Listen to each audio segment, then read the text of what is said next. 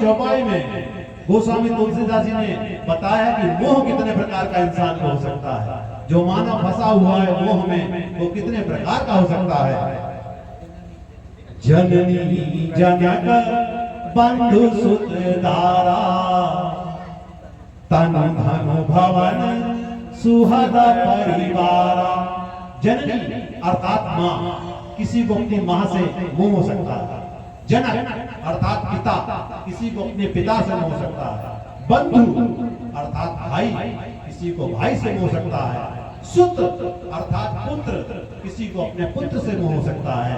और दारा, दारा भी होता है पत्नी, और पत्नी को ज्यादातर सभी को मोह होता ही है।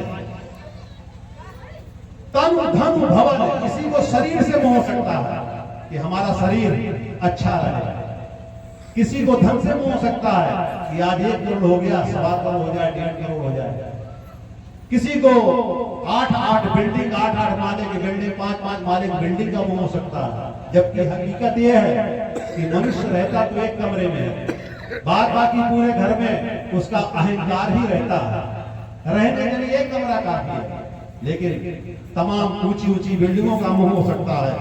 और किसी को परिवार के किसी अन्य सदस्य से मोह हो सकता है। तुलसीदास जी ने कहा है कि इन सब के मोह में न पड़ो।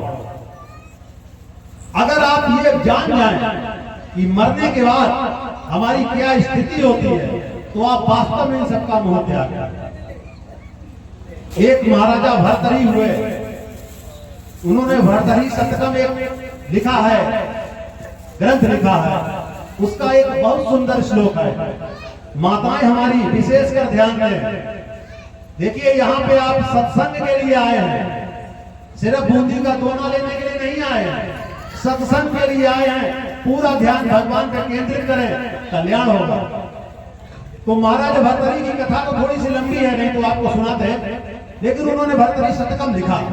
उसमें एक बहुत सुंदर श्लोक लिखा हुआ जो मरने के बाद हम लोगों के साथ घटित होता है। धनानि भूमौ पशुपश्च गोष्ठे, भार्या गृह द्वारि जना शमशाने, देहाश्रितायाम। हमारी जो देह है वो कहां पे आती है? चिता पे। जब हम मरते हैं तो हमारा धन यही छूट जाता है। धनानि भूमौ, धन भूमि पे भी रह जाता है। You are not even able to take even a single coin along with you after your death. मरने के बाद एक पैसा भी साथ में नहीं ले जा सकते, कितना भी प्रयत्न आप कर लीजिए। धन भूमि पे रह गया। पशुवश्च गोष्ठे, जो आपका पशुधन है, गाय बैल हाथी घोड़े, ये सब अस्तबल में रह जाएगा। भार्या गृह द्वार, पत्नी, पत्नी आपका मरने के बाद कहां तक साथ देगी? घर के दरवाजे। जिस पत्नी के मोह में पड़ के आप भगवान तुल्य मां बाप से भी कभी कभी बैर ले लेते हैं, लक्ष्मण जैसे भाई से बैर ले लेते हैं, उस पत्नी का दायित्व कहां तक रह गया? घर के दरवाजे तक। उस पत्नी के मोह में पड़ के आपने जाने कितने नैतिक अनैतिक कृत्य किए हो, सिर्फ पत्नी के मोह की वजह से। वो आपको घर के द्वार से ही विदा कर रही है, आपके साथ नहीं जा रही है मरने के बाद। अब आपकी यात्रा चालू होती है शमशान के लिए। तो जो सारे जीवन आपने नाते रिश्ते बनाए, भाई भतीजे यार दोस्त मित्र, ये सब आपके साथ चलते हैं, और जो पूरे जीवन आप नहीं समझ पाए, वो मरने के बाद आपको समझाने का प्रयास करते हैं। क्या कहते हुए चलते हैं? राम नाम सत्य है। पूरे जीवन आप नहीं समझ पाए, अगर समझ गए होते तो आपका कल्याण हो गया होगा। वो आपको लेके चलते हैं राम नाम सत्य करते हुए, और वो कहां तक आपका साथ देते हैं? शमशान तक। जना शमशान। अब शमशान में आप पहुंच गए तो आपके जितने भी मित्रगण भाई भतीजे सब थे, उन्होंने आपको अंतिम प्रणाम किया और कहा हमारा आपका साथ यही था।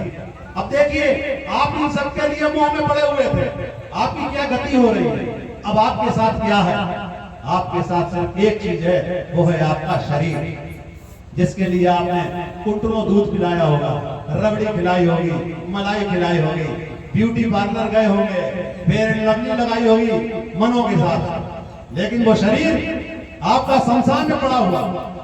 अब वो भी शरीर कहां तक साथ देगा?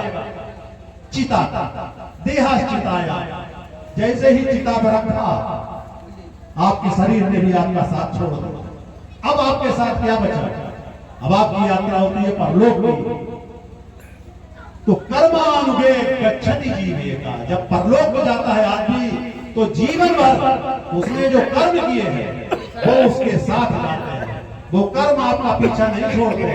अब आपने इन सबके मोह में पड़ के बुरे कर्म अच्छे कर्म जो कुछ भी किए इन्होंने तो साथ छोड़ दिया, लेकिन वो कर्म आपको भुगतने हैं, चाहे कितने भी जन्म हो। महाराज प्रेमानंद महाराज जी कहते हैं अवश्य भोक्तव्यम कृतम कर्म शुभाशुभम ना मुक्तम चीयते, कर्म को सतह रखें, चाहे सैकड़ों कर्म बस बीत जाए, वो कर्म आपको भोगने होंगे, इसलिए मोह में ना पड़ो। तो भगवान तुलसीदास जी ने क्या कहा? भगवान क्या कह रहे हैं? सबके ममता तारे बटोरी,